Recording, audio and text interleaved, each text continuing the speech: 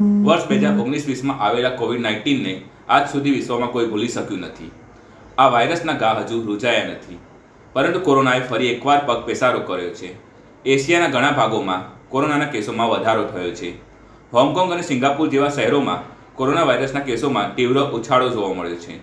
હોંગકોંગમાં છેલ્લા 10 અઠવાડિયામાં કોવિડના કેસ દર અઠવાડિયે 30 ગણાથી વધુ વધ્યા છે. 1 મેથી 19 મે દરમિયાન સિંગાપોરમાં 3000 દર્દીઓ મળી આવ્યા હતા. એપ્રિલના છેલ્લા અઠવાડિયા સુધીમાં આ સંખ્યા 11100 થઈ હતી. અહીં કેસોમાં 28% વધારો થયો છે.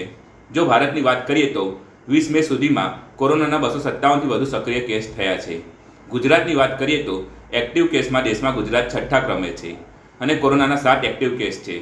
અભિનેત્રી શિલ્પા શિરોડકર પણ કોરોનાથી સંક્રમિત થયા છે અને તેમની જાણકારી તેમણે આપી હતી.